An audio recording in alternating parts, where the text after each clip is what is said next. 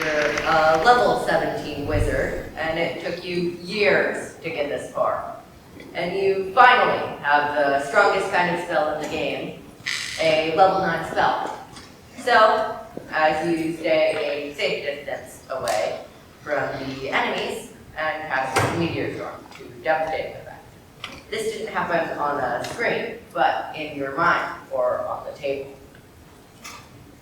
And believe it or not, doing this in your mind is good for your mind.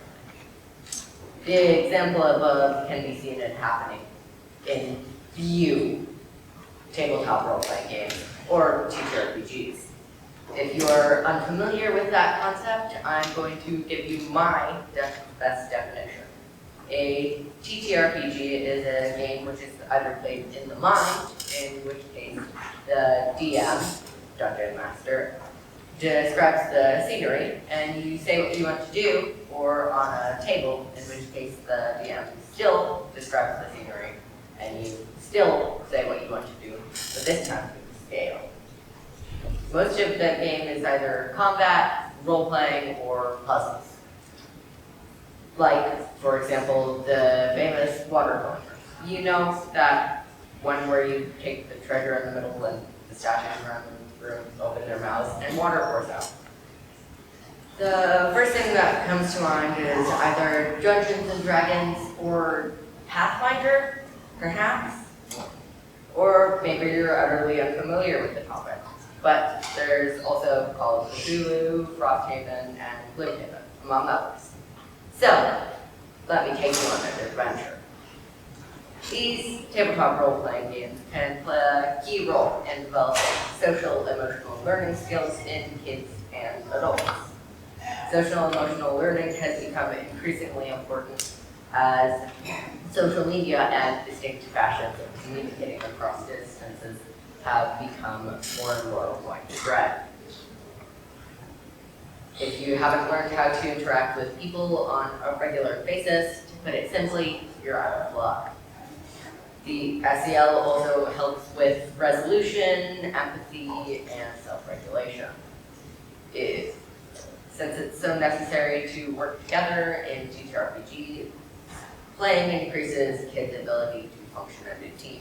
I and other kids often have to perform in a team in school, and it is an imperative skill. Therapists are taking note of how popular TTRPGs are getting as an opportunity to teach kids about SEL.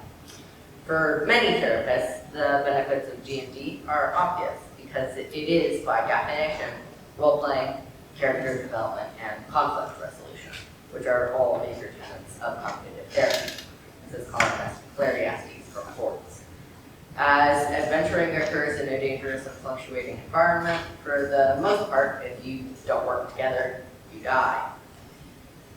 Therefore, you must collaborate with your party to survive. I nearly killed a dragon with my party, but died from a killing blow.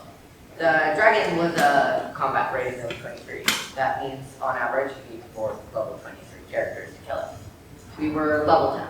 I applaud my DM for coming up with a way for us to kill it without needing more levels. I feel like because of this, I can appreciate the planning other people put into, well, anything. It can be difficult to plan for, well, the world. Another time in a homebrew, that means made up, campaign, rather recently, in fact, there was a mushroom portal and a really difficult ending that we all worked on to defeat, and it was rather enjoyable to kill, and later we roleplayed a bunch. Altogether, an enjoyable evening. TTRPGs can also give some much-needed family time. I have enjoyed extended time with my dad every other Thursday, and we enjoy a night of tomfoolery, mostly caused by me. Tabletop gaming has that element of social interactions its digital cousins don't promote as effectively. Being in a shared physical space with other people and interacting with their expressions and feelings is different than staring at a screen hidden by a digital alias, says one for Sheep Hobbies co-owner Nate Tenebrantino. One of the most common comments when talking about tabletop games with parents is they appreciate being able to see their kids when playing. When a parent is calling the shots as DM, they can help kids get through the imaginary world, even if that means bending the rules a little, like letting your child run away from a scary monster.